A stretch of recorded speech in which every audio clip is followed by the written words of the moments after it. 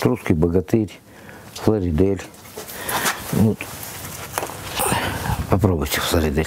Где-то между русским богатырем и кардиналом на 6 уральских сотках и растет Вова Путин. Краснеет несколько раз за лето. Куст низкорослый, неприметный, растет запутанно. Плоды особо крупные. Селекционер Николай Андреевич признается и не ожидал, что сорт Путин будет настолько устойчив и плодовит. Вова Путин скороспелый сорт, ранний. Он плодоносить начинает уже в конце июня. Вову Путина в помидоры вывел бывший политработник, сотрудник силовых структур в строгости и лишениях. Так что его Путин невероятно устойчив к внешним воздействиям среды. Засуха, заморозки – все нипочем. У меня все сорта неприхотливые. Причем они растут в экстремальных условиях. В экстремальных условиях это как? Это значит, вот что у них есть, значит, это самото они и получают.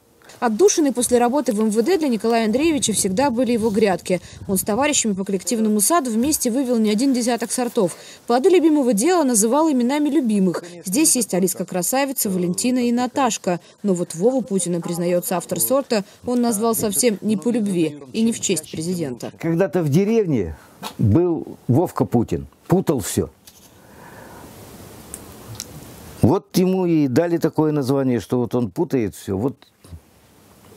Путанный куст? Да. Впрочем, скорее всего, бывший политработник лукавит. Свои семена он продает, а когда в коллекции появился сорт с громким президентским именем, дела пошли в гору. Сейчас его Вова Путин растет по всему миру. Сколько вы можете пакетиков с Вовой Путиным в год продать? До 1000. В разные уголки именно мира. Почему? Потому что Вова Путин в Испании есть, Вова Путин в Болгарии есть, Вова Путин есть в Башкирии, есть в Казахстане, есть в Узбекистане, в Таджикистане. На Украине есть? На Украине полно. Я столько посылок отправил с Вовой Путиным на Украину, что и народ там выращивает и довольны. Он там растет прекрасно. Впрочем, через границу Вову Путина пенсионер переправляет незаконно. Посылать почтой семена по закону нельзя без специальных справок. Так что пакетики с Путиным разлетаются по миру незаметно в ручной кладе или личных вещах. Не растет Вова Путин пока только в США. Но это, уверяет автор сорта, дело времени. У меня сейчас есть уникальная возможность Путина раскусить и проверить, каков он на вкус. Я должен быть сладким, очень рассыпчатым. Это правда.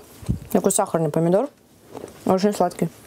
На вопрос, не хочет ли он добавить в свою коллекцию еще сортов с политическими именами ради пиара, Николай Андреевич отвечает уверенным отказом. Екатерина Пономарева для «Настоящего времени».